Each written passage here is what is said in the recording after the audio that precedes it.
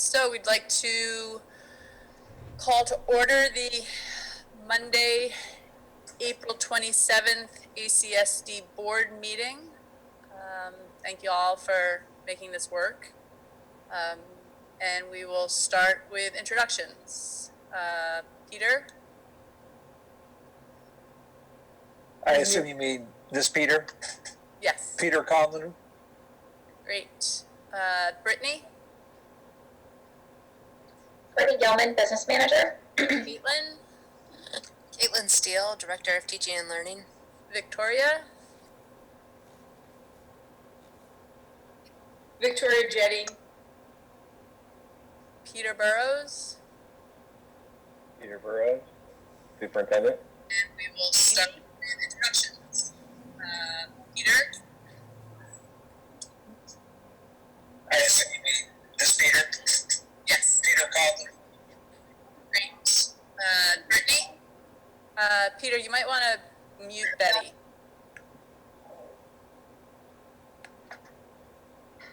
Great. Amy? Amy McGlashan. Lorraine? Lorraine Morse. Jen? Jen Newceder. Suzanne? Suzanne Buck. Betty?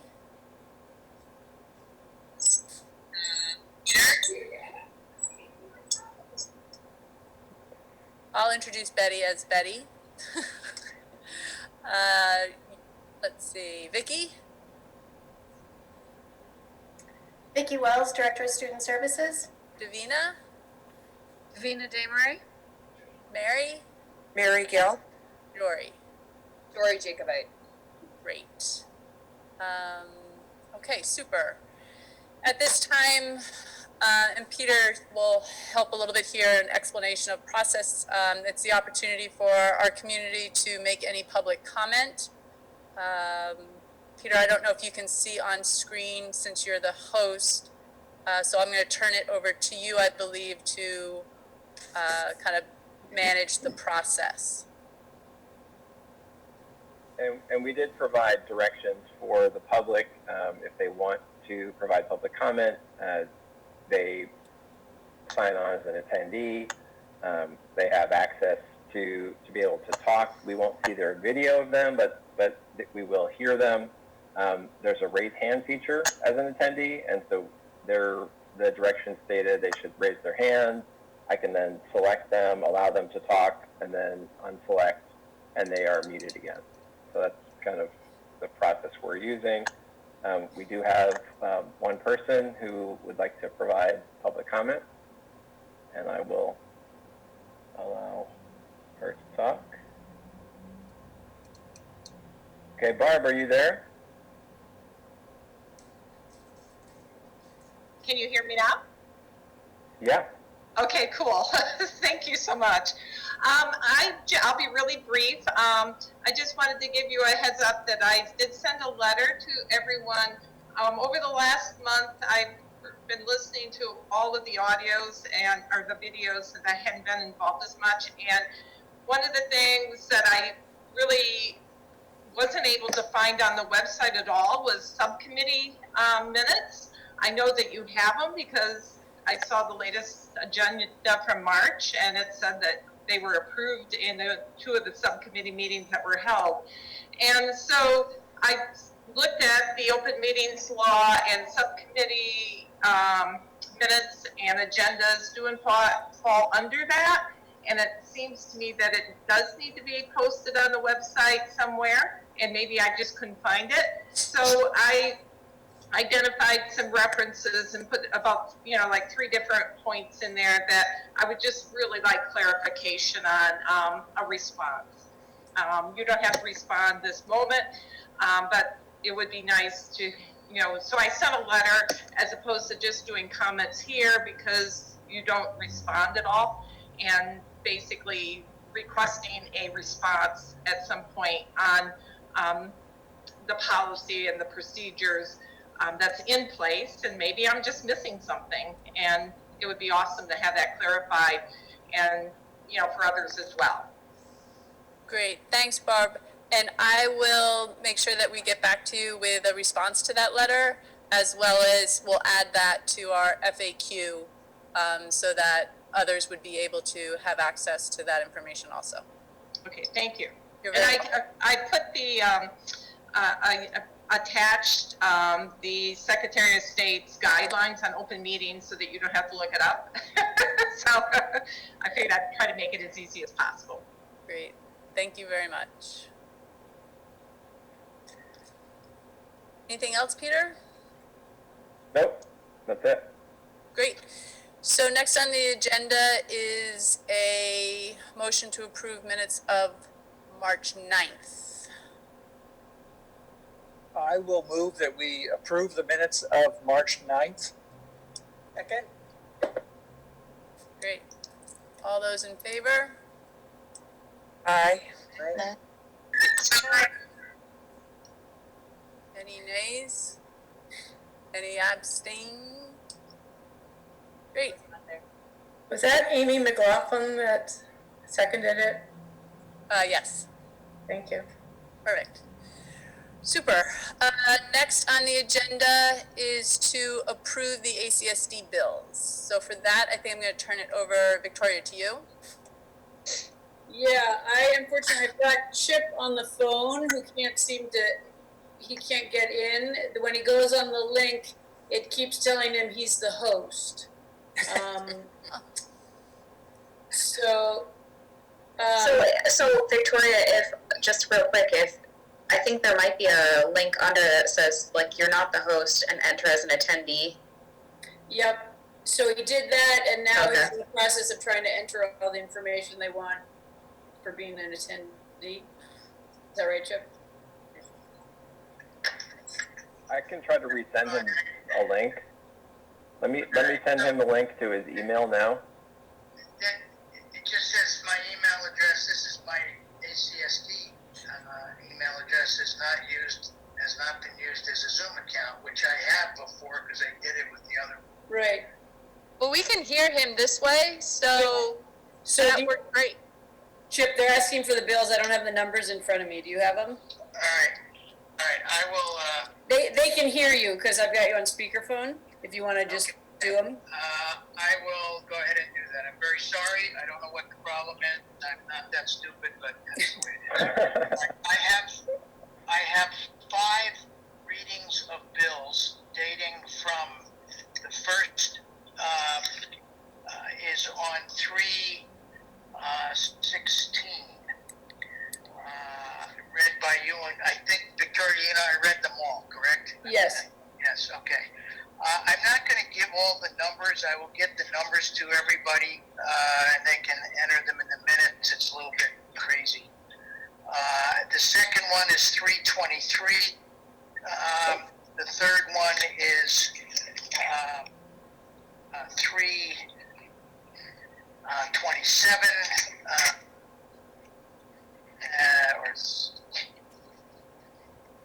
The fourth one is 410, and read on the 13th, and then the fifth one is today. All of those bills were read by Victoria and I. They were all validated as being correct. Any questions that we had, we communicated with Melissa, and we voted all those, or we signed off on all those bills to be paid. So I would make a motion to pay those bills as paid or as validated. Second. Somebody? Okay. Great. So the motion was second. All those in favor? Aye. Aye. Aye. Aye. Any against? I just had one question which I was going to ask, sorry, which would be, I guess to Brittany if she's online.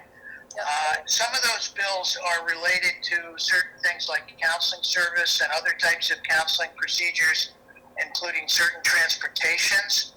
And I guess I understand why we may be paying those, but I just am not sure what kind of services we are providing and paying for at a time when we're in the situation we're in. And I didn't know whether she could answer that in a general way or not. Yeah, so I think we'll speak to that a little bit during the next update, or did you want me to answer now, Peter? No, that would be fine if you're going to answer. We're gonna talk about the financial picture in general related to the school closure, so we can probably answer it then if you don't mind waiting. Okay, I'll keep trying to get in here. I don't know what the problem is with me. I don't know. So, thank you. Chip, if you go onto our website to the agenda there's also a link in terms of how to make public comment that Barb Wilson used to make her public comment. If you follow that link, you should be able to get in as an attendee, and then I can move you over to a panelist. All right, so where do I go here? To acsdvt.org. Okay, and then go to boards and community. Yeah, it's tough for me to talk, hold my phone, and do everything at the same time. So, all right, let me try and see what's happening. I'll get that. Okay. Okay. Sorry, I don't think I'm that much of a glitch, but that's the way it is. No worries.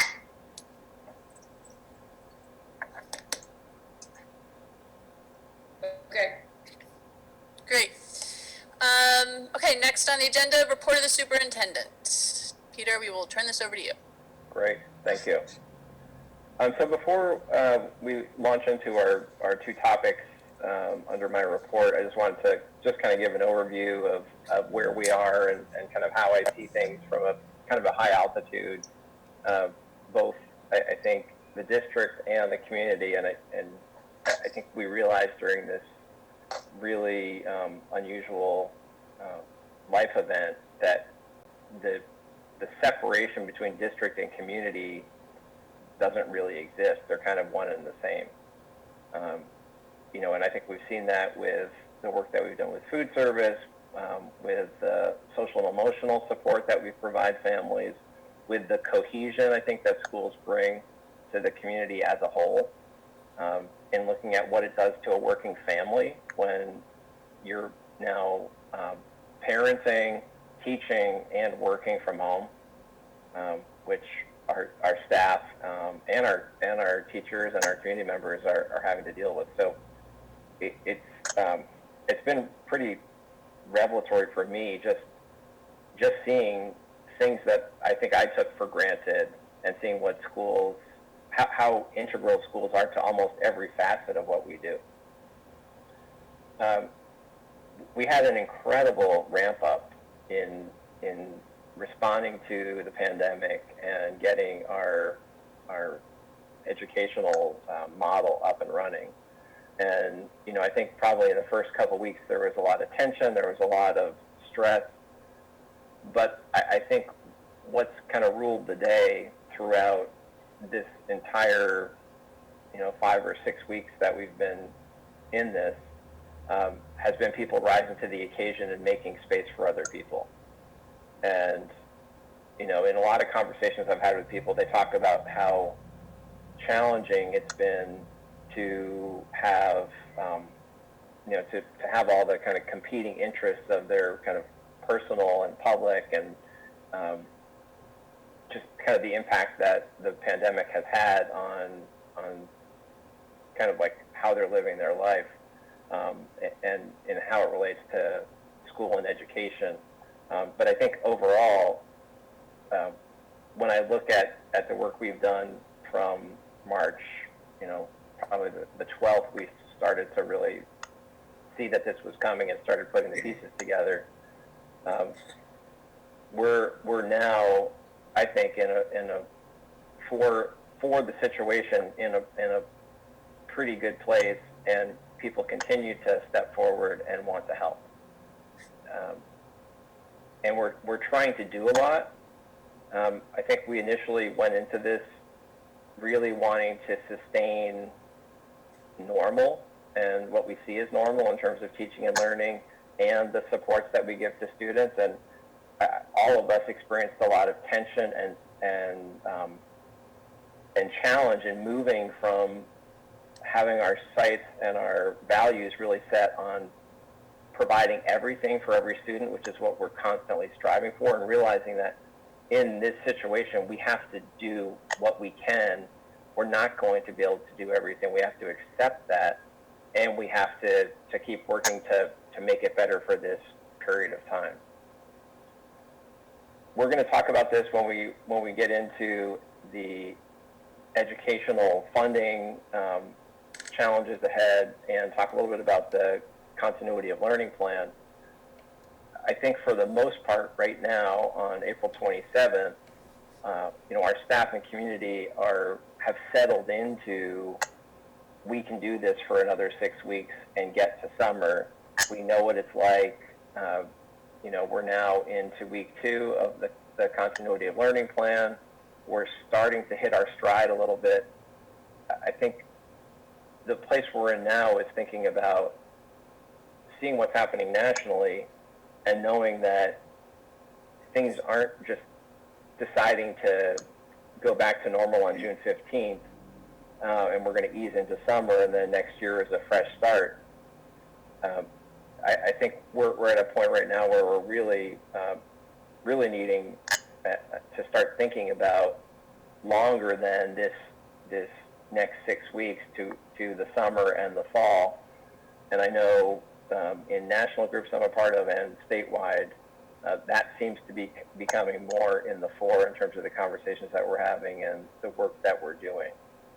So we've built the infrastructure for the next 6 weeks, but if this extends into next year, if there are criteria that we're given that shift the learning environment slightly, we need to start planning for that now. And that's I think at the state level, we're going to be pushing to get more information as we can get it, to start to begin to think about how do we not move into next year in the same kind of reactive place that we found ourselves in this year because a crisis just fell in our laps and we had to respond to it. In terms of the next 6 weeks and looking at some of the questions, I think that still remain one of the big ones is, are we going to be able to bring students back together? Are we going to be able to celebrate our seniors? What about all of these really important foundational life experiences that every high school student gets? It's really hard when if you can imagine being a senior right now and thinking about graduation and prom and all those things that you've heard your parents talk about and probably bore you at times, but year after year, like reflecting back on these really important events, and there's still a lot that's unknown about how the governor is going to either enforce, continue the stay-at-home order or shift it or change it. We did hear today that we will be getting further guidance from the state on graduation on May 8th. That's their current date that they're going to be providing information to the public. What form that takes, we don't yet know, and I'll probably know more over the next week in terms of what kind of guidance they're going to give. We know that some things we could do right now. I mean, virtually you can do anything. You can have virtual celebrations, etc. They're a little bit hollow.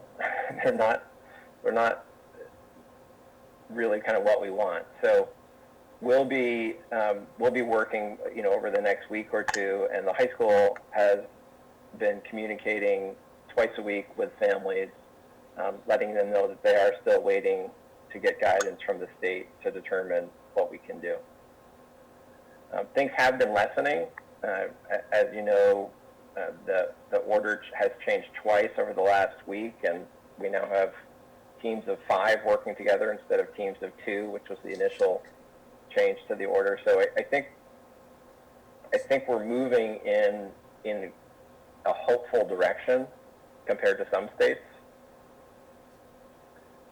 in thinking about some of those events that I mentioned. So we'll as we learn more, we will share more, and everybody wants to help make it work for the seniors and for everyone. So I think we have probably more people that want to volunteer than anywhere, which is, again, I think a testament to our community and who we are.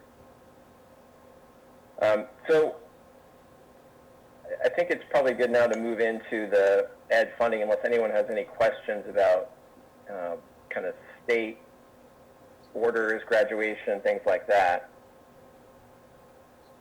No questions, Peter. I just, I'm sure I speak for all of us when we just want to thank you and the leadership team and everybody who has shown up every day on behalf of our kids and our community and this district, because I am sure there was no course that any one of them could have taken in their pre-service education that said, how do you deal with a pandemic?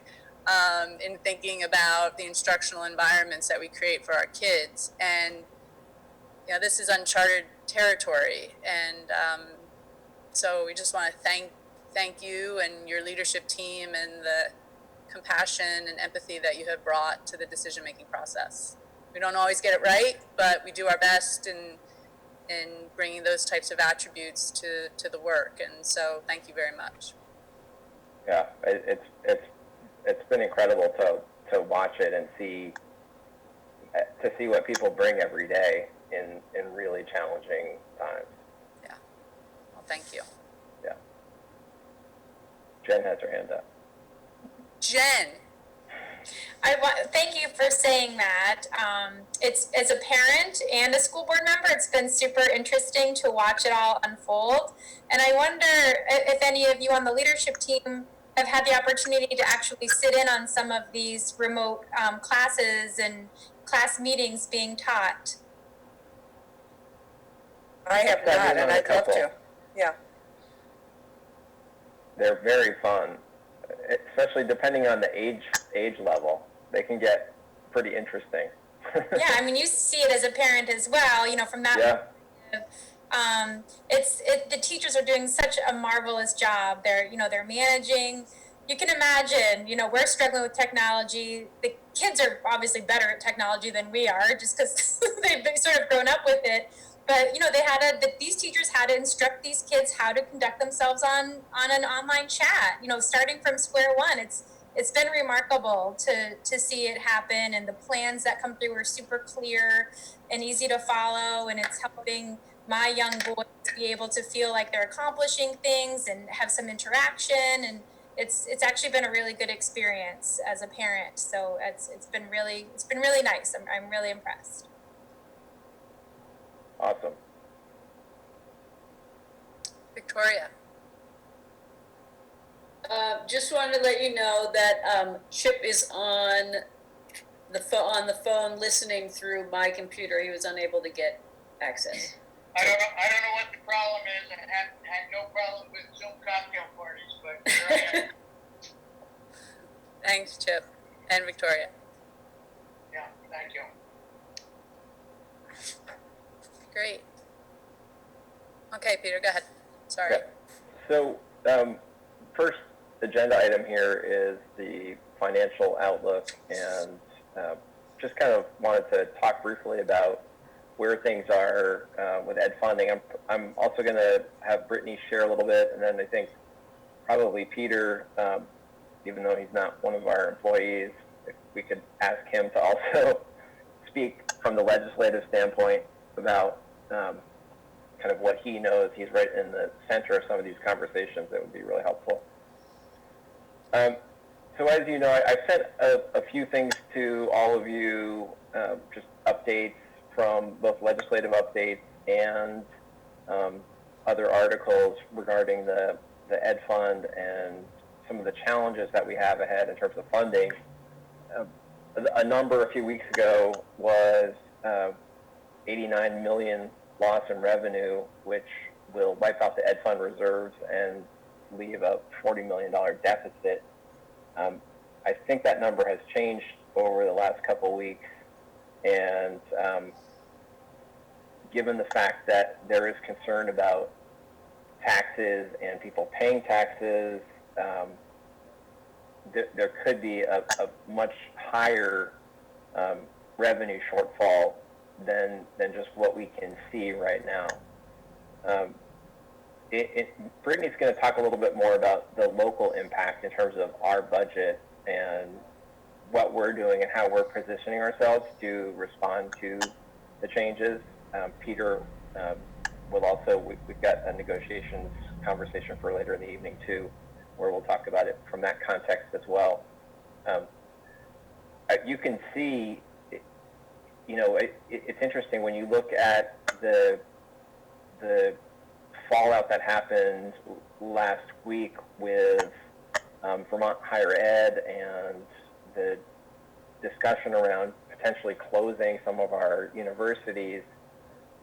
Vermont, as we've talked about, Vermont has been in a really challenging demographic reality for quite some time, and this crisis has pushed some of the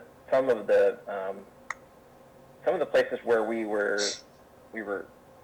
kind of thin and on edge. We don't yet know exactly what the total impact is going to be, but the concern right now really is not getting through FY20 as much as it is looking ahead to FY21 and 22. We are fully expecting some kind of, within the next school year, we're expecting some kind of either reduction in funding or a potential clawback, because the state's not going to have the revenue to fund the budgets that have been approved. Fortunately, we do have a budget. There are districts, I can't remember how many, I think there are maybe like 18 school budgets right now statewide that have still not passed, and that's something that I know Peter has been working on in the legislature. Federal dollars are not going to get us out of this. They're helpful, but the money that we are receiving can't be used for revenue replacement, so that is an issue. That I don't know if that's going to change. There is talk around potentially asking the feds to allow for some of that, to replenish the ed funds. That would take those dollars away from other places that they probably would need to go as well. So I'm going to hand it over to Brittany now to talk a little bit more about the local context, thinking through FY20, and then really kind of looking ahead to next year and the year after, and the kinds of things that we need to be prepared for. So this year, we are continuing to pay all staff as per the governor's directive, so we're essentially honoring all contracts for employees. So far, we've had approximately $45,000 in additional expenses related to the COVID-19 school closure. These include things like the need to purchase additional Chromebooks for students for distance learning. We had to purchase a number of coolers for the food service delivery program, additional communication devices, masks for staff that are continuing to interact with students or the public at some level as a result of food service delivery. I know yet how we are required to track those. It's not clear yet if those will be reimbursed, if we'll be able to use the CARES money for that. We are anticipating substantial savings related to contracted services not being provided. So there will be a reduction in costs related to transportation because we're not fully utilizing that contract. There are other contracts with CSAC and other organizations that provide student services that we're not utilizing fully, although in some cases we are continuing to use those. For example, we utilize presence learning for speech language pathology. We're likely still going to use that to serve kids. I'm looking at Vicki and she's nodding. So, and some of our related service providers are able to provide some support remotely. So it won't be a total savings, but we will I expect that we'll have enough savings to offset the additional costs that we've had to date, and probably much more than that. So that's good news. Going into FY21, it becomes a little less rosy. There's a probable recapture of most or all of our CARES funding. That could happen in FY20. So there has been some talk, although maybe Peter can tell me how far it's gotten, about because the federal funding that's coming to the districts has to go directly to the districts, as Peter Burrows alluded to, it can't go to the ed fund. There has been talk of like a clawback similar to what we saw with the healthcare recapture, where basically the state would reduce the amount of the taxes that they send to us and then we would keep the CARES funding. So that's a way for them to recapture that funding to reduce the hole in the ed fund. So that could happen in FY20 or it could happen in FY21, depending on how quickly they're able to move on that. There's also the possibility of significant costs that are associated with providing compensatory services. And compensatory services are basically there's services for students on IEPs that we're not able to provide right now because they can't be provided virtually. So we're awaiting additional guidance about if we'll have to make those services up and in what form that could take. And that can come at a significant cost, multiple hundreds of thousands of dollars, depending on what's needed. And then obviously there's going to be a shortfall in the ed fund this year, and there's a lot of discussion about how that's going to lead ultimately to setting the yield, because as you recall from our budget conversations, that number is in flux when we're looking at budgeting. And then any, as Peter said, any statutory mandates and reductions that for revenue that we might receive. We don't know what that could look like yet. So we may be asked to find savings in FY21, and then beyond, there's going to be a continued cascading effect as a result of the impact from the FY20 shortfall. And it's hard to predict what that could look like because we don't really even yet know how long this is going to last. So if everything looks like it's good in June and we get back up and running and we don't see a resurgence of this in the fall and everyone's able to reopen, it substantially changes the financial landscape versus if we can't reopen.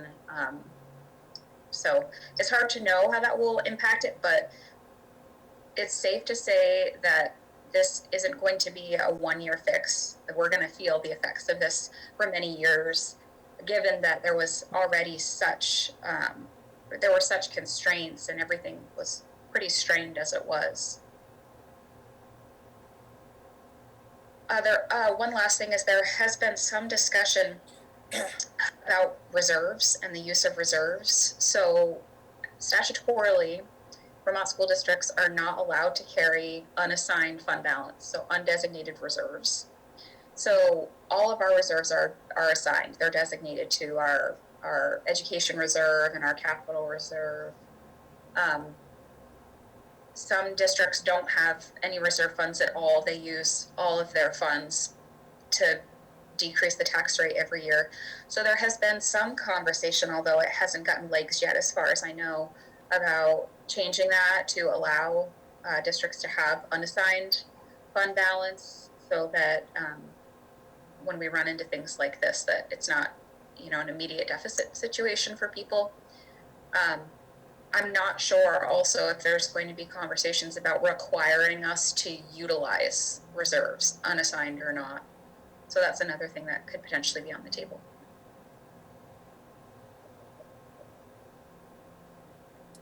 Thanks, Brittany. I have two questions. The first question is, what has been the cadence of communication that they've set up to update you? So is there, once a Friday, there's a call of update, or is there a process to that, or is it a little bit random?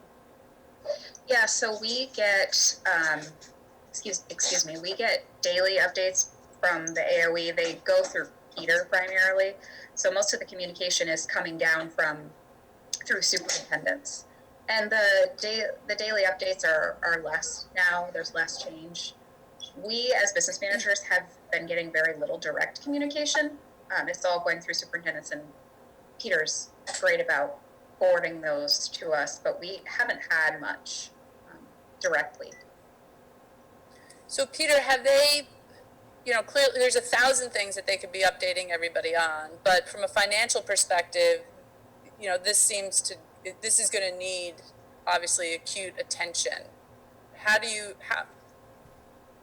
we see that playing out? Just the communication of it.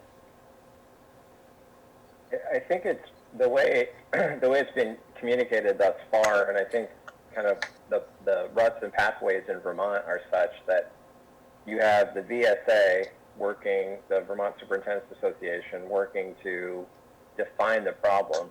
You have the VSA talking with legislators who are also looking at the budget and trying to figure out how are we going to fund this, and they're the ones who have the ability to move some of the levers in terms of shifting kind of what the approaches are to dealing with the shortfall.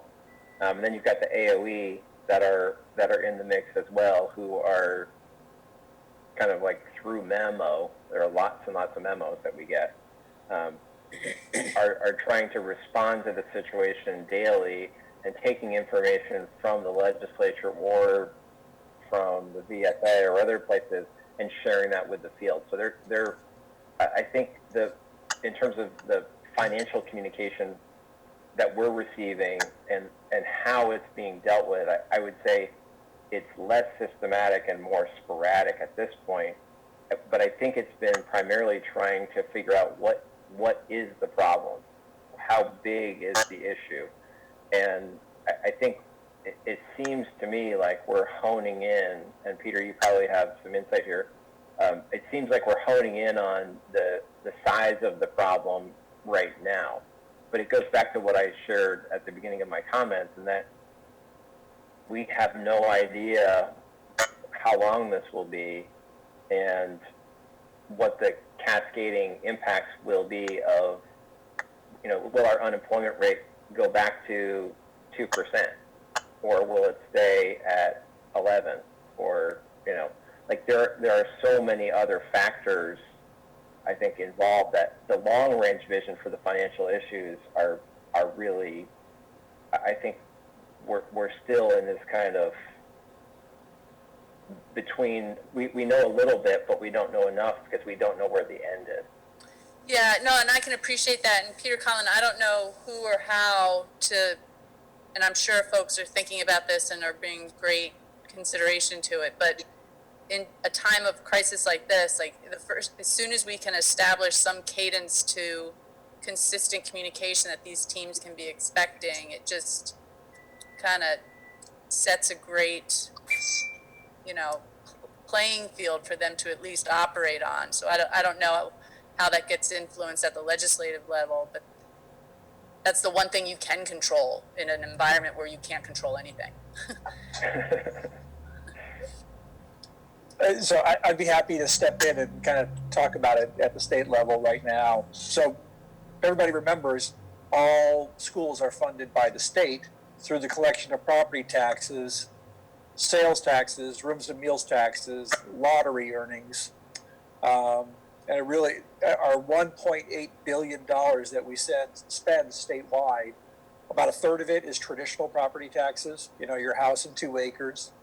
Third is non-residential property taxes, open land, businesses, apartments, that kind of thing.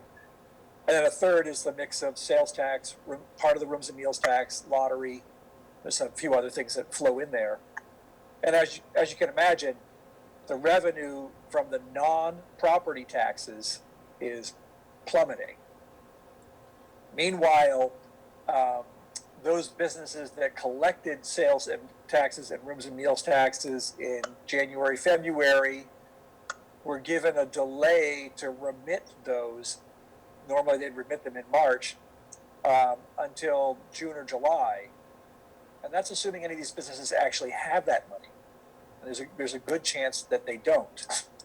So as Peter said, the Ed Fund is looking at in order to sort of be whole for FY20 that ends on June 30th, needing to use up all of the ed fund reserves, which is like $35 million, an ed fund surplus, which is I think about 19 million that's estimated. Just like we have a budget, the ed fund has a budget, and you overspend or underspend.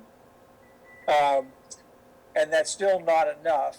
And so now, if you sort of factor it all in, we're looking at about a total, using the reserves, using the surplus, of about a $69 million deficit in the education fund, which in a way sounds like a rounding error in a $1.8 billion fund, but because it's a self-leveling organism in that the state raises as much money as it needs to fund those budgets that have been approved or that it estimates will be approved, that little bit of margin is a little challenging.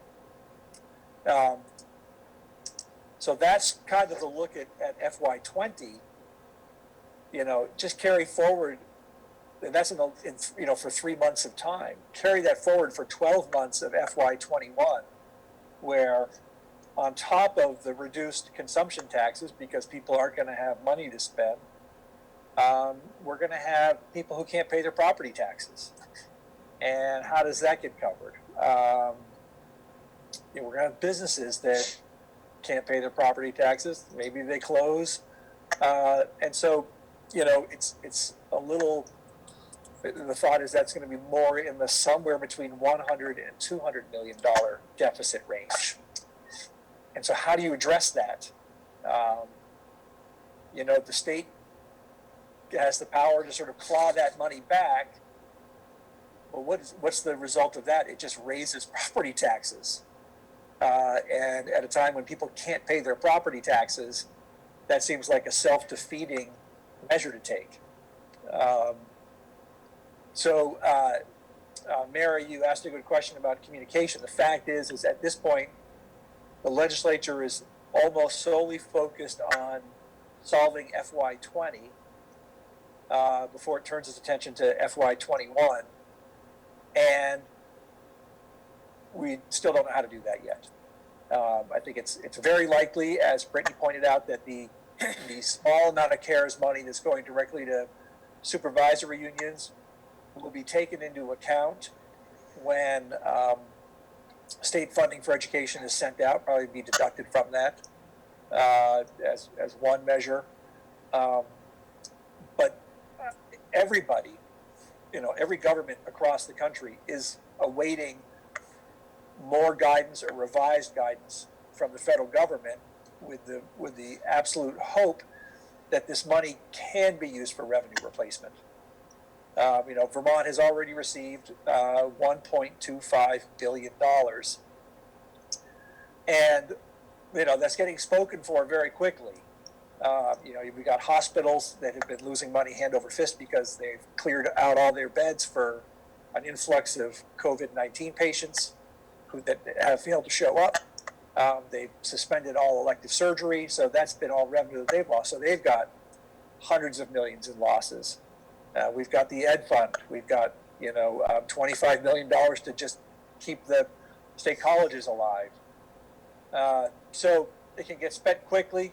We're just waiting for guidance. If the federal government loosens the strings on the federal money, it could make a significant difference. We will be having a different conversation. I don't think it's going to make all the difference, and we just don't know what the likelihood of that is going to be. It's hard to imagine how municipalities, states, counties, whatever the form of government happens to be below the federal level, how it gets through this without being able to use these trillions of dollars for revenue replacement. So I sort of remain somewhat optimistic about that, but I think we need to enter FY21 with some significant caution that some of the revenue loss will be made up, but probably not all of it. And it's very challenging because all but 19 or 18 school districts have approved budgets. 75 to 80% of your expenses are salaries and benefits. So not a lot of wiggle room. If the state's going to claw back money, where are you going to cut? So, we're sort of in a holding pattern, waiting, trying to get more information, doing better calculations. So at this point, there isn't a lot of communication that we're sending out. We're not to the AOE and then down to the superintendents. And is that requirement of, from the feds, is that a legislative decision or an executive decision? You mean in terms of whether the money can be used for revenue replacement? Yep. And that's the strings that are attached by the federal government.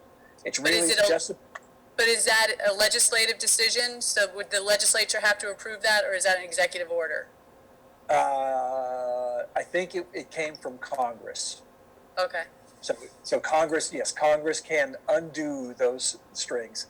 And you've got the state organization of state treasurers, the National Association of Governors, all lobbying very hard for that.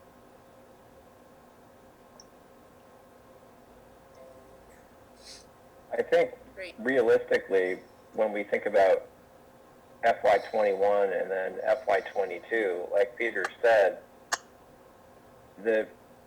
most budgets have been passed, the structures are set, collective bargaining agreements don't really allow for much change.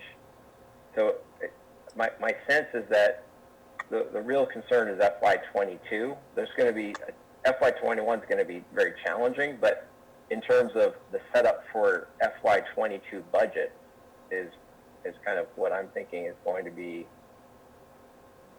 look very different. Right. How do we in October, November, December have any clue of how to plan for FY22? Right. There will be a long conversation in the legislature about how we fund education. That's for sure. We have a question from Mary Gill, I believe. Yeah, I have a question about contracts for staff for 2021. I know this is about the time of year those contracts go out. Are they getting contracts, or are we securing theirs? They received letters of intent because we're bargaining. Okay. But that's ostensibly a contract, so they are receiving them and signing them. Okay, so based on negotiations. Yeah. Okay. Mary, you cut out. I didn't hear what you said. Oh, I'm just saying, based on negotiations, we're in sort of a holding pattern until negotiations are over, but the intent is our staff will be covered for next year. Yeah. Okay. And that timeline in our master contract has passed, where we would be making any reductions. Okay. Which is what has been talked about at the state level. The first thing that legislators talked about was, is there any way that we can put some pressure on districts to reduce staffing? And most districts' master contracts don't allow that at this point in the year.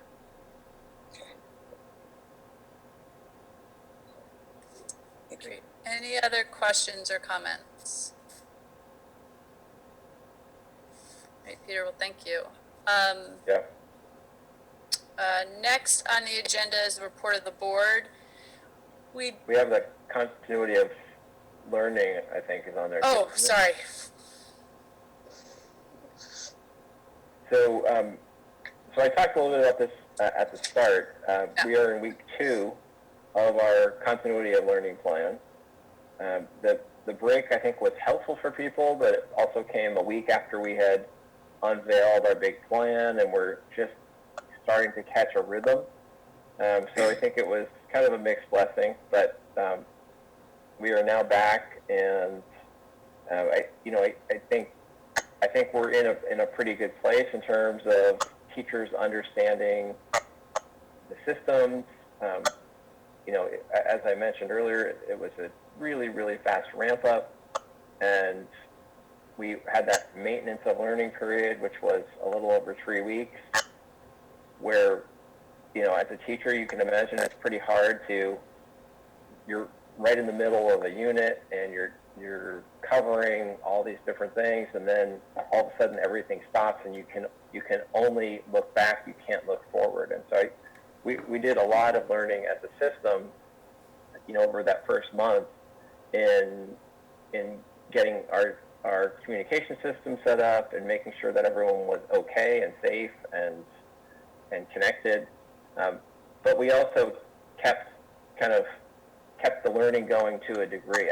I think we are now, as I said, in week 2 of the continuity of learning plan. I think we are starting to stabilize a bit. This week, MUM students started having daily check-ins with their classes.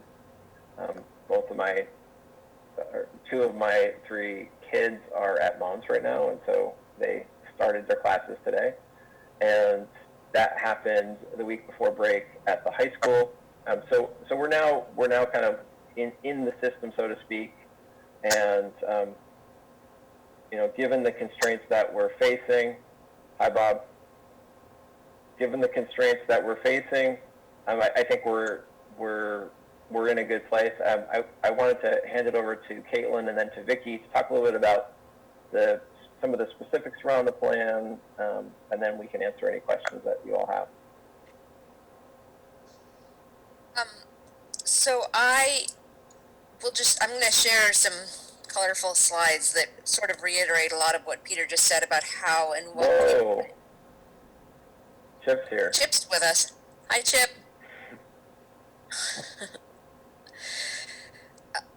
Sort of reiterate what Peter said about how and what we prioritized in the very rapid ramp up to give a general overview of how we've conceptualized our continuity of learning plan in phases 1 and 2.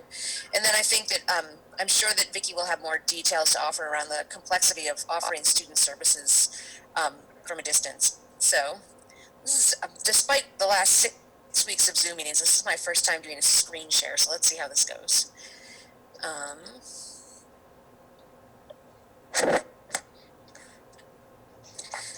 So we, Continuity of Learning, COL, is the newest acronym in Vermont education. And this is the language that we're using to talk about school away from school, remote learning, especially after the April 13th switch. When we learned that we were going remote and rapidly, we fell back rapidly on a very familiar conceptual framework. We started thinking about Maslow's hierarchy and the needs that we needed to meet for our students so that they would be ready and available to learn. So this is probably a familiar graphic to most of you.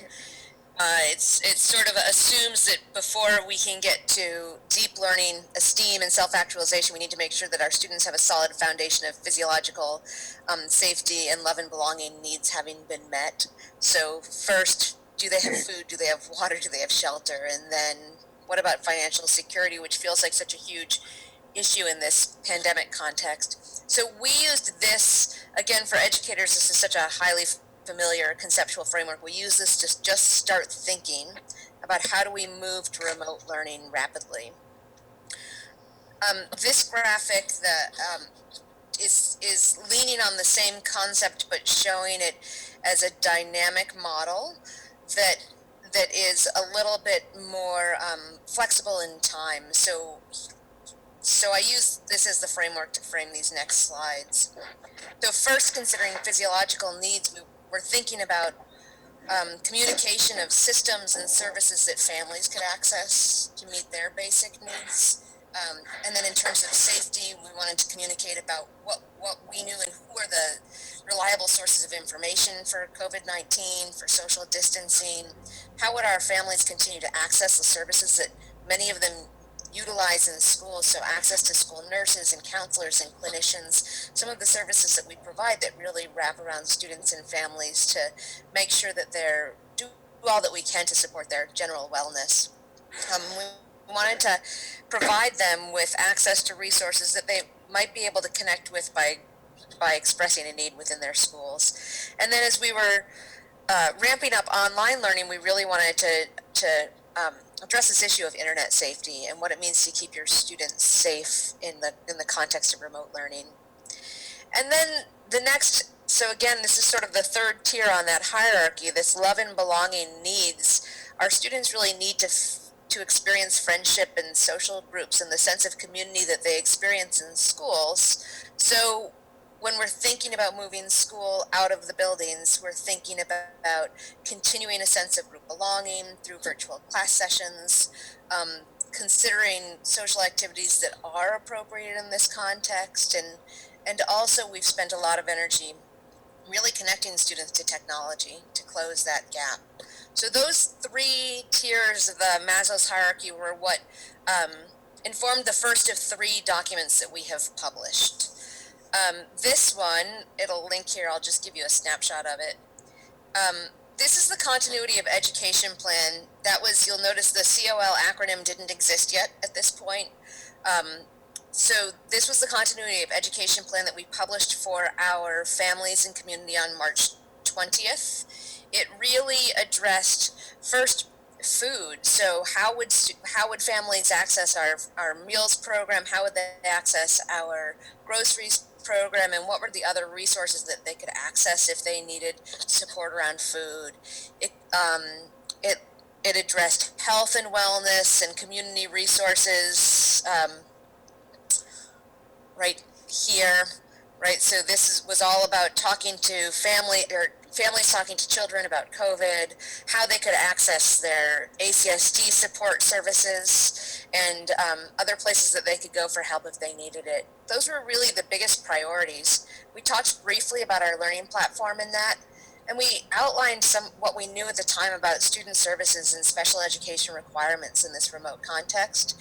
And then we also really addressed, tech access in terms of helping families know how they could access school-issued Chromebooks or internet if they need it, and we addressed internet safety. So that was all in that rapid ramp up to March 20th. You'll see that we didn't do a lot of information in that first report about our learning system. As Peter mentioned, we were very much focused on maintenance of learning in that window of time, reviewing what students already knew, and helping to slow any learning loss that might happen as we were transitioning to a remote learning model. So we were in that phase for a few weeks, 3 or 4 weeks, as Peter mentioned, and then we took some time in that window to really consider a little bit more. So if you go further up on Maslow's hierarchy to esteem, this is the area where we're talking about clarity around academic expectations and structures for participation, clearly defining learning goals and success criteria. What does it look like to deal with assessment and grading and reporting in this remote learning context? And we were very much focused on making sure that we were designing a system that accommodated a wide variety of family realities. You know, working parents, not working parents, tech access or lack thereof, just all of the complicated things that we're all dealing with in this strange time. We wanted to design a system that supported students in feeling connected and remaining connected and continuing their learning, while also being flexible enough to work for a range of different family experiences. So from there, that allowed us to shift to really continuity of learning. That's that COL acronym that the state gave us, and that is the title of the second report that we published on April 10th. So the audience again for this one was families mostly and community. This also links to that. It looks much the same, just in terms of the structure of it. Here we addressed curriculum and assessment. We addressed remote learning time guidelines, so we really tried to define, based on what we learned from neighbors in Vermont and other states, defining limits on how much time we would assign students to be working.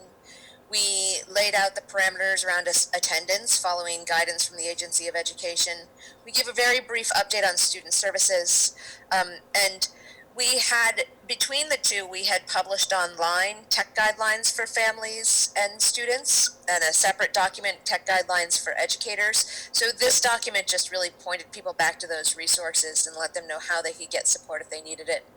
And so we don't assume that now that we've gone to continued continuity of learning that suddenly families, all of their needs are met. In some cases, families who had access to food and finances before have less so now. Jobs have dried up, and so we wanted to make sure that we put those resources at their fingertips again. So that plan reiterates that. This other document is didn't go out to the public. It's the requirements from the Vermont Agency of Education, and it's linked in here. This is a template that they gave us to define continuity of learning for them. It's got a lot of eduspeak in it, and so we didn't publish it to our families, but you have access to it, or if you don't have it at your fingertips, I can give you access to it. It really focuses on the systems that we have built for communication, the systems for structures for student success, systems for instruction and feedback, and for ensuring that all students and families are able to access the structures that we have built. So it's a longer, wordier document, but it really does sort of inform the background to this more user-friendly document that we produced to share with our community. So that's what we've done in terms of defining our continuity of learning plan. It included that 3 to 4 week stretch of maintenance of learning, and now the transition into continuity of learning. And as Peter mentioned, we've sort of defined this for the end of this year. This is not the model that will just in its current form carry us through next year if we need to be thinking about intermittent learning going forward. We'll need to refine this further. We have also produced a survey for families and for educators to give us feedback on the plan to see how so we can assess how it's going and revise going forward, and we'll be releasing that survey later this week. That's all I've got. One question, Caitlin, as kind of the steady state changes over the next couple of weeks, depending upon what the governor does with regards to different jobs being assigned the ability to go back to work, families and whose home is going to change. Does this plan, how are we thinking about that? Well, some of us are living that right now. Yep. Where you've got 2 people crews to now 5 people crews, and exactly. So I would say that this plan we don't have any way of designing for every individual circumstance. And so what we've tried to do is balance really 2 things. One, we want to have a predictable schedule so that students and families know when they can access virtual meetings, when they can access teachers during office hours, when they can expect to get their assignments for the week. And then beyond creating that predictable structure, which we hope creates sort of a sense of predictability and therefore security for families and students, also gives us the structures that allow us to maintain that sense of community, the opportunity for students to see students over the computer, and the opportunity for students to connect with teachers in real time, and for parents to connect with teachers in real time. We've also really defined our requirements for participating in that to be as flexible as possible. So for instance, if a student isn't available to attend a regularly scheduled virtual meeting, that's okay. That should not, by our parameters, count against the child. They should check in with their teacher and find out, if they missed anything, what work they need to make up. But all they need to do to be counted as present is check in some way. So that can be an email or a phone call or a virtual meeting, or submitting an assignment on their Google Classroom. And so taking attendance is really about just remaining in contact. So we've tried to both clearly define the number of hours and minutes by the day and by the week that it's okay to expect students to be engaged, and they're pretty short, actually. I mean, it's far reduced from the regular requirements. And then also defined the work week so that assignments are posted at the beginning. In most cases, that's on a Monday. For some of the high school classes that don't meet every day, that's on a Tuesday. And then the idea is that the work gets done flexibly within that week, so that if I know that there's a day that I'm just not going to be available to really support my child's remote learning and all of the other responsibilities around parenting and work, I could flex our schedule, and there shouldn't be any penalties to the student or the family. The other thing that we have been pretty careful about is to make sure that this remote learning period can't hurt students in terms of their grades. So however they were performing in school when school was in session, that's sort of the baseline. And at the elementary level, we're not doing formal grading. At the secondary level, where we are grading, it's using formative assessment. So it's very low stakes assessment, and the work that students produce is only evidence of more learning. It can't count against them. So their grades essentially can go up, they can't go down in this window of time. At the same time, we're really tracking what students are learning and what they're demonstrating that they're learning, because it's important for us not so much to be able to give them a grade as to know where the gaps are when we come back, and to start to understand what we're going to need, what type and what variety of support we're going to need to offer students to help bring them back as a learning community and help to meet a wide variety of learning needs upon return. I'm hoping that the survey that we send out this week will give us a sense of how well we've balanced that need for predictability with the need for flexibility. I think we're going to be refining further. Great, thank you. I think Amy has a question. Yeah, I was actually just to follow up on that piece, Caitlin, in terms of what are you seeing so far around the ones who are slipping through the cracks, who are slipping backwards, who were not able to reach as well in this, we know that this has not been an equalizer in a lot of ways. And I'm just curious what you've seen so far that you can anticipate if we were going to really have to do this in the fall, that we'd have to shore up. Well, I wonder if Vicki would want to chime in there, because this really leans on her area of expertise. Yeah. Yeah, and I would say, and I'm going to hand it off here to Vicki, but I think there's an incredible onus on parents to support their student. I mean, parents are essentially educators in some context right now, even though we're putting these structures together and we're connecting with students through Google Meet, etc. There's still a huge responsibility for parents to help organize and support and structure learning. And we've never done the training with parents to talk about how do you do that.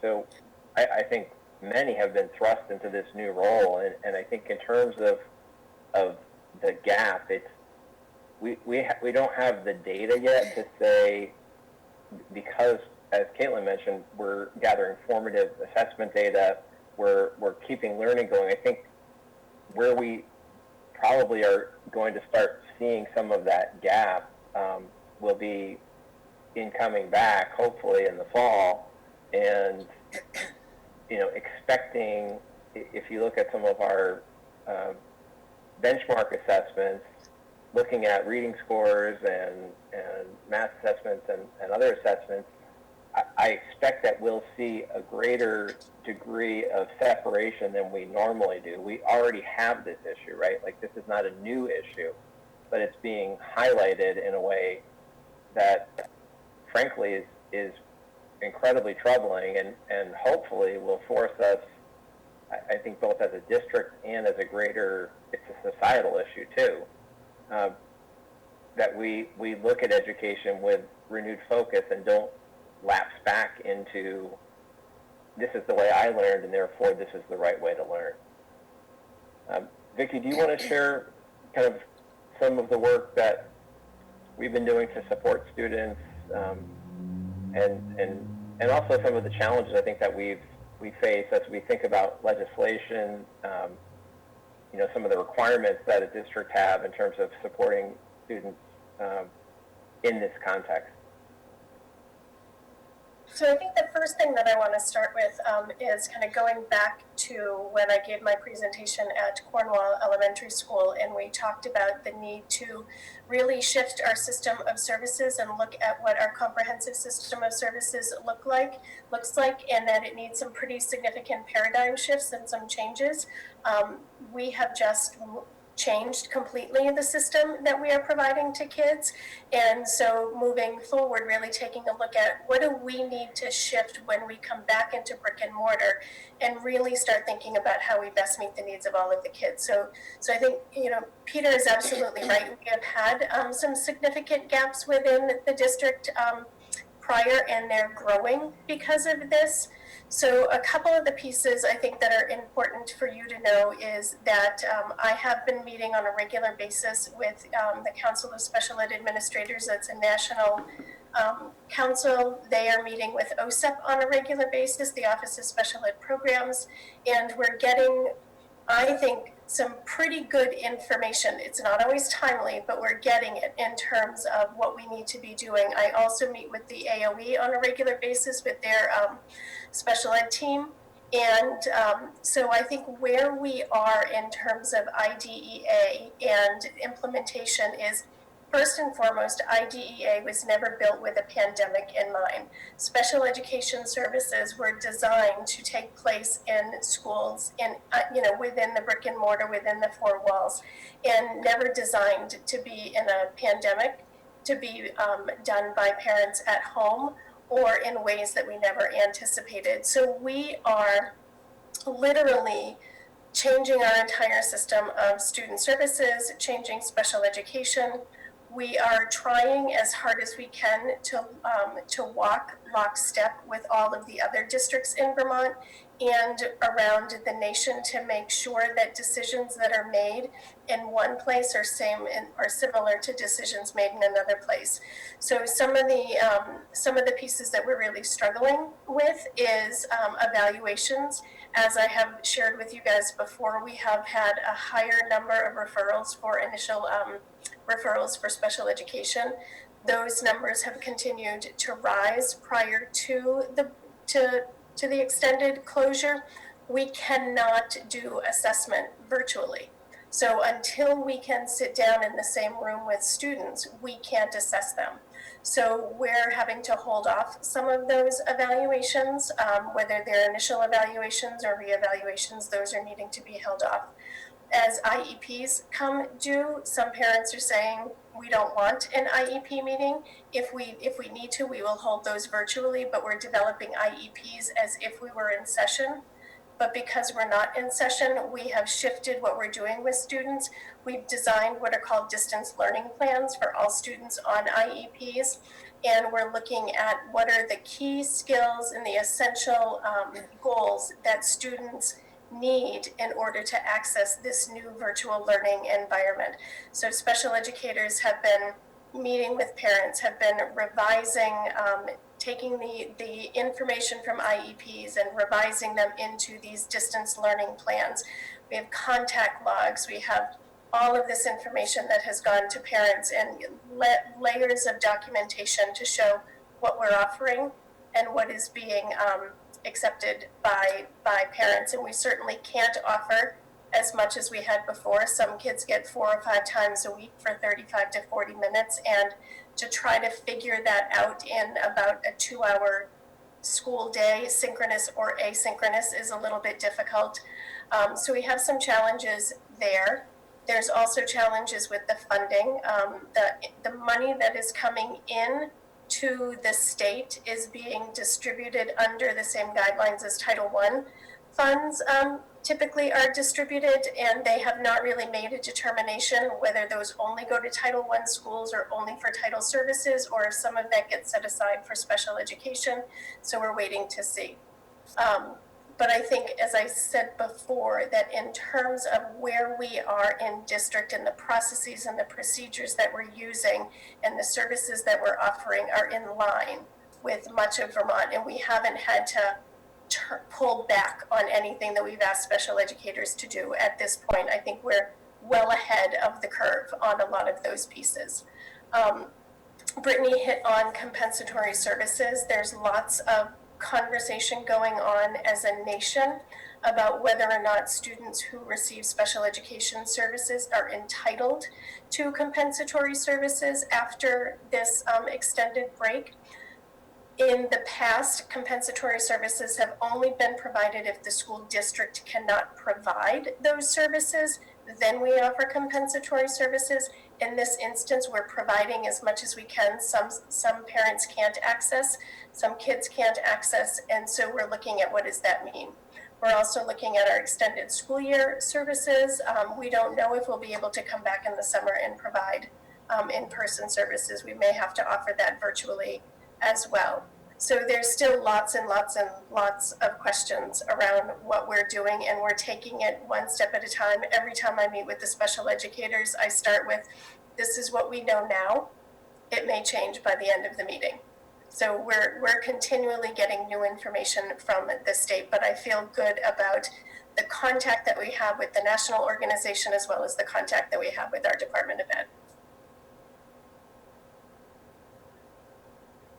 Peter Conlon. Hey, Vicki, could you just kind of give us an idea of how let's say an elementary school special educator might spend his or her day right now? I mean, it's such an enormous challenge to translate special education to the world we're living in right now. Yeah, so they vary different, pretty significantly. I've seen a couple of schedules of special educators. Typically, they start in a classroom. They all have access to the classroom meetings. So typically, they'll go to one or more of the classroom meetings. And again, it depends on the school that they're at. Our rural schools will try to hit each classroom morning meeting at least once a week. And at Mary Hogan, I think they're trying to rotate through as many as they can. They provide work to students through the Google Classroom, and they also have either one-on-one or small group sessions with students. And what I have heard from many of them is, given the work that they're being asked to do, many of them are busier now than they were when school was in session, that they're starting at 7:30 in the morning and going until 4:30, 5 o'clock in the afternoon to make sure that they get all of their kiddos in. I would also add, in talking to a few special educators, that they really miss the physical environment of the classroom, and it's really quite challenging to do this work remotely. So, they're doing their best, but they have really highlighted the fact that a lot happens in supporting a student in a physical setting that can't be replicated through this medium.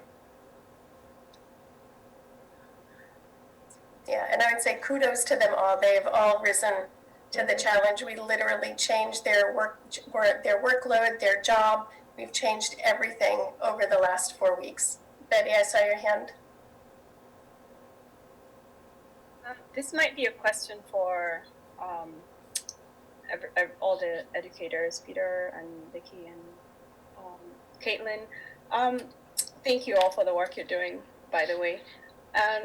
Have you been able to reach all the students, or are there some that do not have access to some of these things that you're talking about, technology? Yeah, so we're doing our best. I know Will has put in a lot of effort to get Chromebooks out, to get internet up, and there are some students that we still can't access because of technology. There are also some students that we just can't access due to either the capacity of the family or a number of other reasons. So no, we have not gotten to everybody, and each of the principals is well aware of which students and which families we need to push harder to connect with. In terms of technology and internet, we have been working with all of the local service providers. We've identified families that need access. Most companies are providing free access at this point on a limited basis. Part of the problem is some households can't get the access, or it's going to take a month or a month and a half to get the access established. We did recently buy some Android tablets that are cellular, so that will enable people to get a cellular signal and have a hotspot. So we're going to deploy those later this week. In terms of those that are connecting and those that are trying to connect but can't versus those that are choosing not to, we are still following our truancy protocols and our attendance policies. As Caitlin mentioned, the state has provided really broad attendance policies during this period, so it's fairly easy to be present. But if a student or a family has chosen not to engage and not respond to phone calls and just kind of like completely go off the grid, then we are following those same procedures and protocols that we have in place, and using our school resource officer and state attorney, etc. Yeah, and the other piece that I will add also is that for those that can't access the technology, not for the sake of lack of internet, but just can't access it because of a disability or some other reason, we are sending home packets of work. It's not ideal, but it's the best that we can do. Jen, I think you had a question. Those sound like humongous issues, and so I can imagine that is taking a lot of your time and energy. I'm just thinking back to something that Peter had mentioned earlier regarding parent support, and that none of us have really been taught to do this.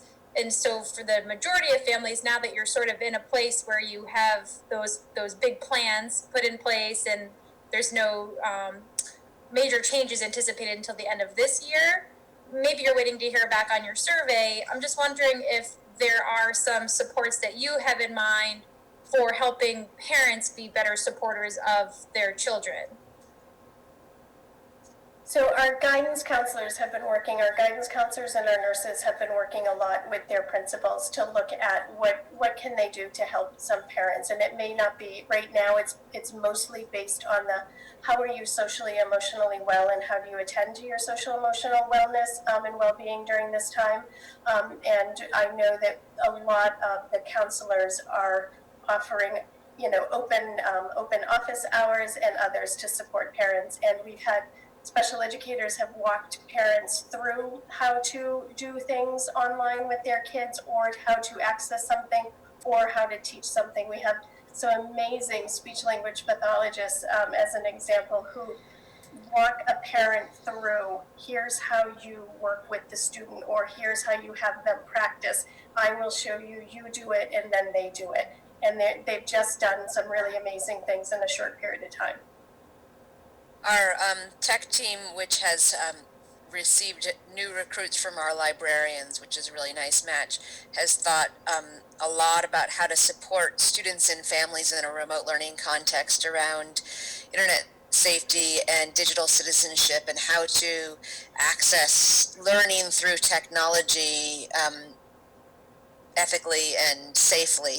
So they are designing sort of mini learning engagements, not only for students, but really for families to engage together, to think about what it looks like to learn through the technology in that way.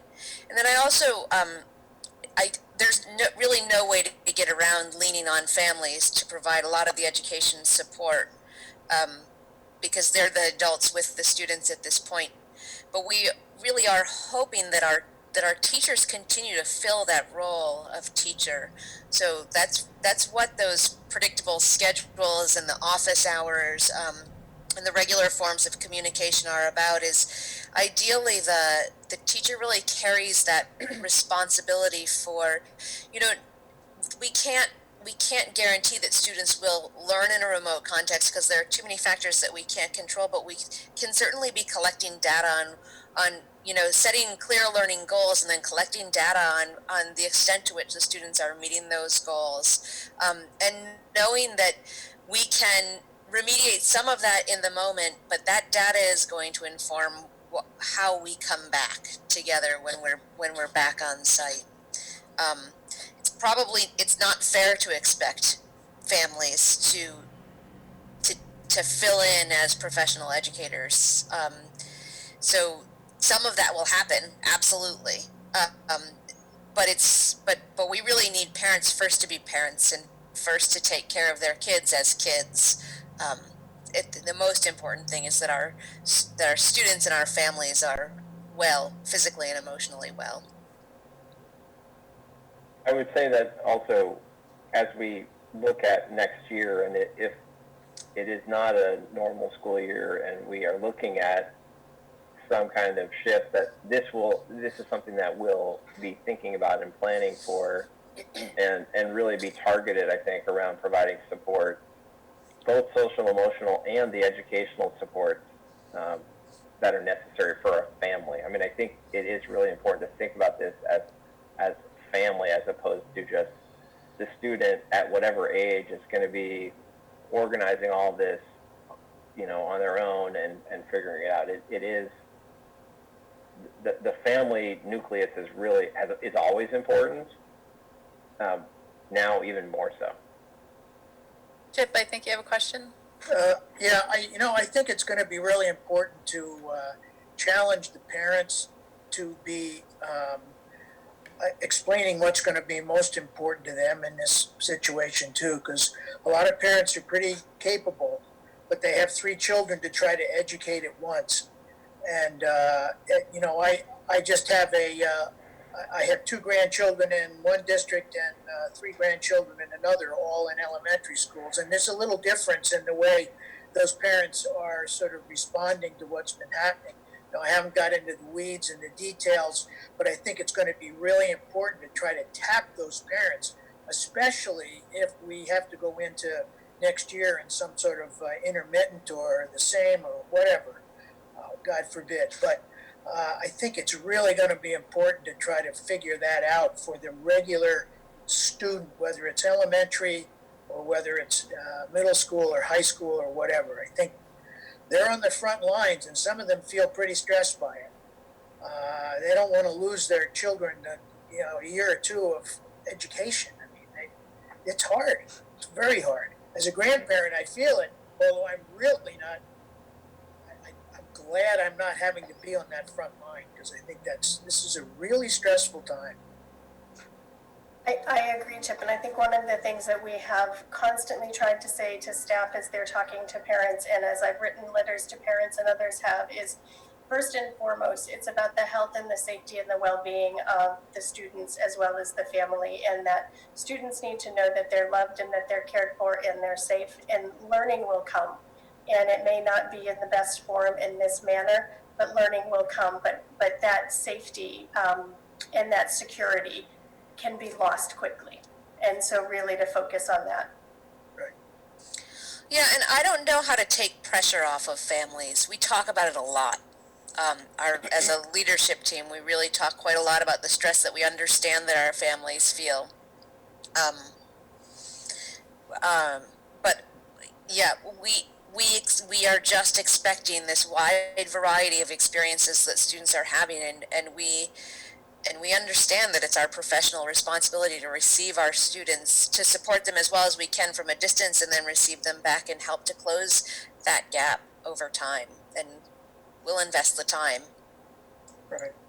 Mary? Yes, I wanted to address some of the first layer of Maslow's hierarchy regarding food and safety, etc. I participated some in your food program, and I think you're doing a fabulous job doing that. One of my questions is, will that continue through the summer? And number 2, how do I provide extra resources or information about extra resources that are available in the community for families to access other than what's going on through the school? Right now, we don't have plans to continue the food service over the summer. We'll reevaluate that as it comes closer. And then in terms of sharing information, I know that Erica Garner does a newsletter a little on Fridays, and we have been putting information there about the grocery program that we have. She'd probably be a good person to contact if there are other resources that you think would be useful to share. Okay. I don't know, Peter, if you have other thoughts about that. Well, she's been adding resources in that newsletter for families. Okay. And just to go back to your groceries program, I understand you were working with Hope initially and that you're not working with Hope currently. How are you getting enough funding to purchase all these groceries or get all these groceries for so many families? Well, the program's primarily being handled by the nurses, right? But my understanding is that they have received some generous donations from local businesses and farmers. Right. So we're not. So is that something we can purchasing anything? But can we support that? Can we make contributions to help support that program? Yes, you can. Okay.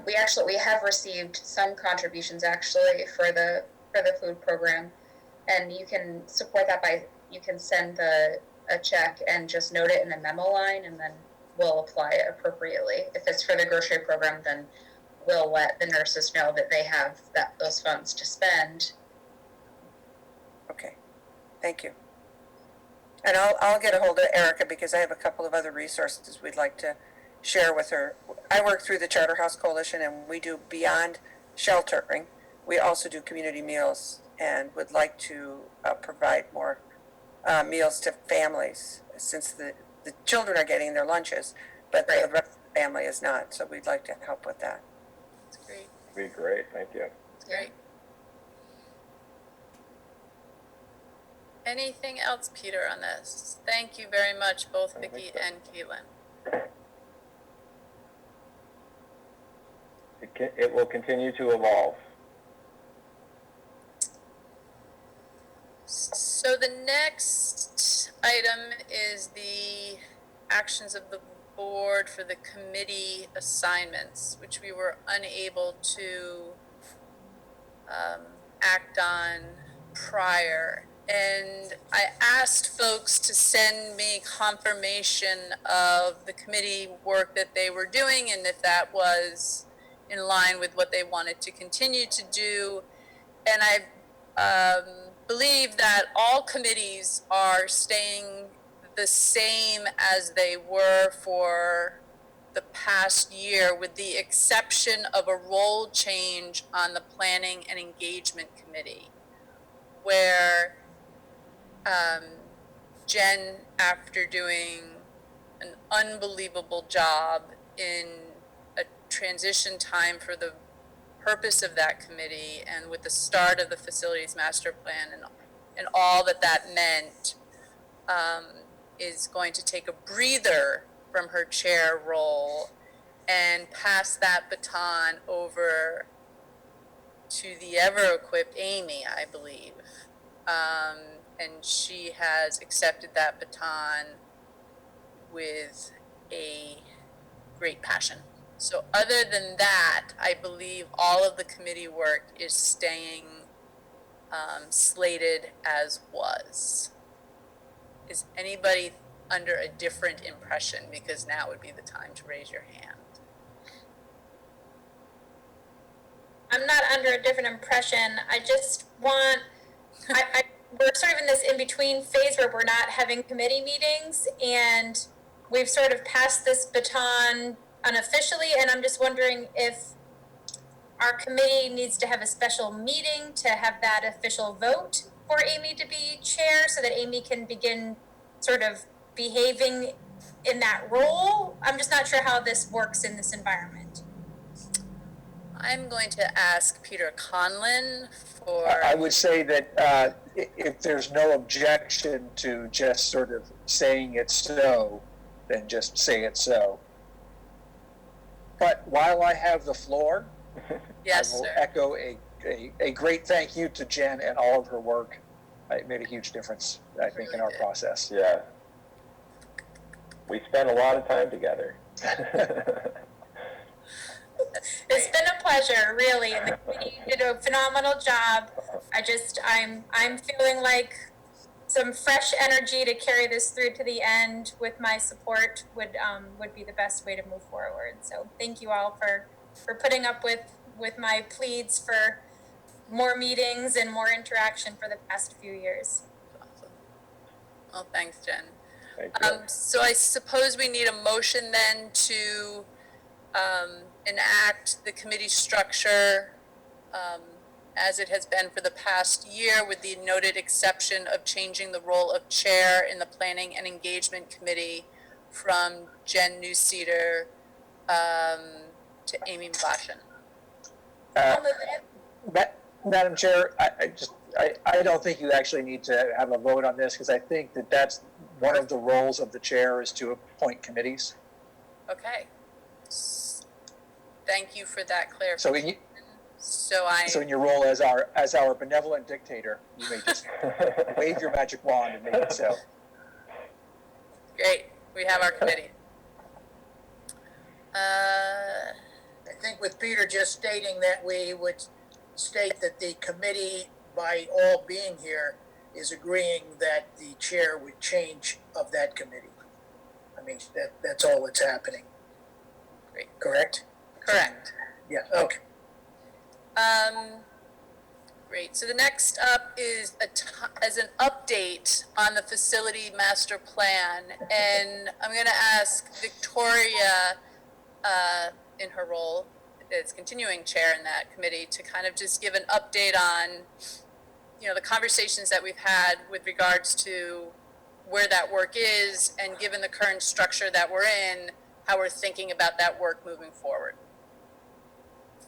All right. I guess briefly, if it hasn't become evident from the presentations we've heard tonight, the environment doesn't feel as though it is an appropriate one to just keep charging ahead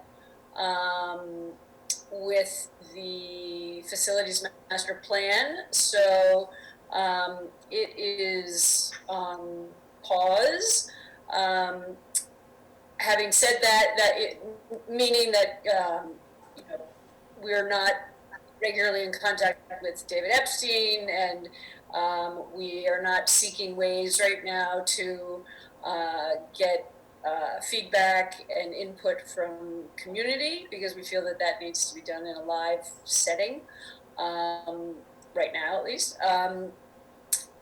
But Brittany and Peter are continue to look at some of the information that, when we do reopen the process, will be helpful, like information around transportation, routes, costs, that sort of thing. I think not knowing what the budget and economic environment is going to look like moving forward, it's sort of impossible to know what reality we're creating a plan for. So, the conversation has been just about pausing. Peter, do you have anything to add to that, or Mary? Yeah, I would just add that I think, given the context that we discussed earlier, and the fact that we're still waiting to know what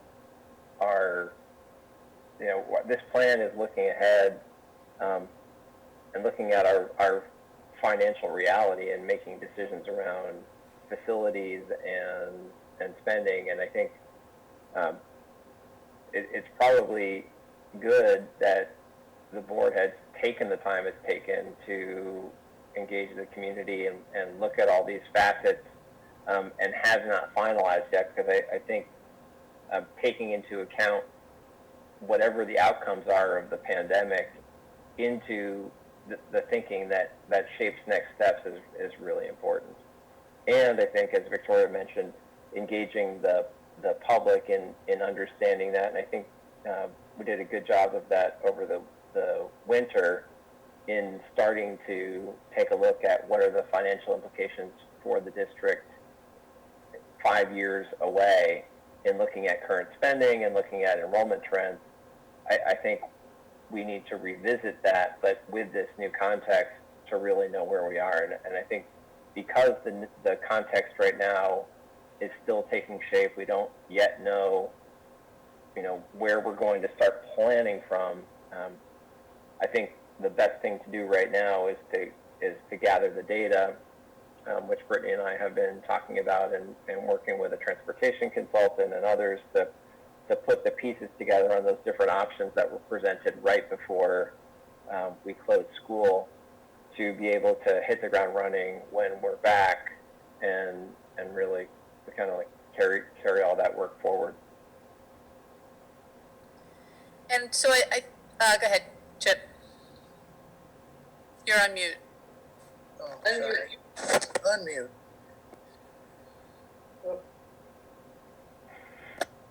Or disappear. Or What happened to me here? You turn your video. turn off your video rather than mute. Oh, okay. We can hear you now. In any case, let me just say that I think it's important the public knows that. Yeah. Because we don't want to give the impression that something's going on in the background that they're not knowing about. It's really important to know that we just can't proceed at this point. And there's too many unknowns down the road, 6 months, 12 months, or whatever. And I just think it's really important to make sure they understand that. I get a sense, not that people are clamoring because everybody's distracted, but we're not distracted. There's no way we can make adequate decisions or even plans in this environment. Yep. No way. Jen? Thanks. I think that's a great point.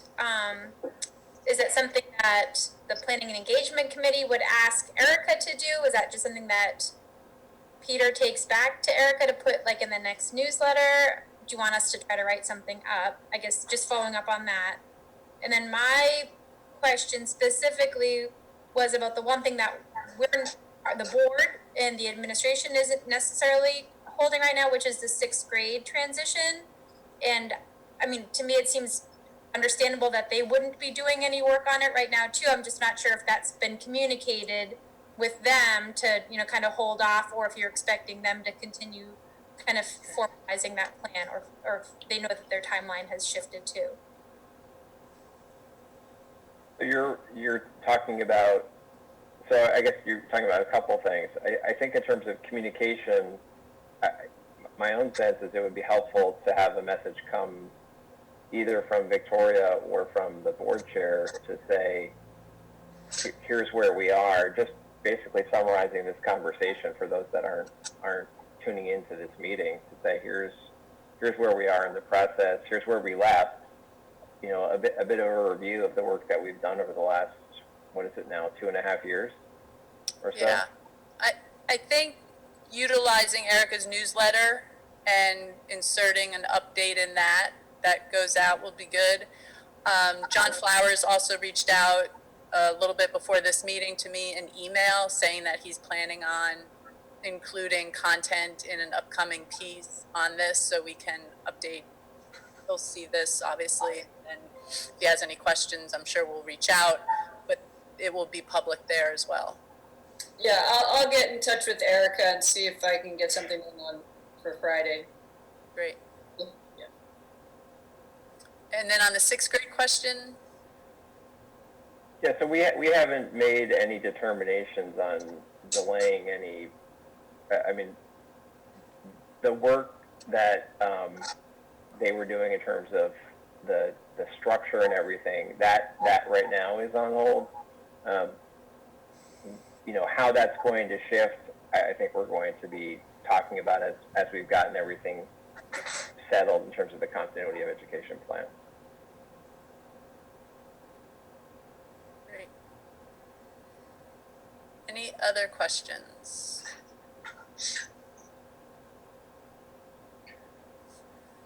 All right, so, Mary, just a note, sorry to interrupt. no worries. I think Amy is still here somewhere, but I don't see her. I just not sure if we lost her. Her name is still on the list. Amy, can you hear us? Yeah, I'm going in Probably it. says from the That's why I'm not even turning the video back on, because I've been Okay. 4 times. And so I'm listening as best as I can, and certainly Okay. the things I know relate to planning and engagement. So I'm paying attention. I'm just I trying wasn't to. checking on that. I was just wanted to make What's sure that? you were still. I just wanted to make sure No, I know, you were yeah. okay. Yep. Okay. Thanks. Yeah. Great, so if there's no other, the next thing is going into executive session for 2 items. So from a technology perspective, Peter. Yeah. So I can now. We have 3 attendees, and I will close all the 3 attendees, and then we'll continue to meet. And Caitlin, Vicky, and Brittany can go as well. And then Thank you, guys. Thank you all very, very much. Thank you. Good night. Right. So, Mary, I'd like to move that we go into executive session for the purpose of discussing the superintendent's evaluation, as well as for discussing negotiations. Great, and could I get a second? Second. Great, so moved. All those in favor? Aye. Aye. Aye. Great. We are now in executive session.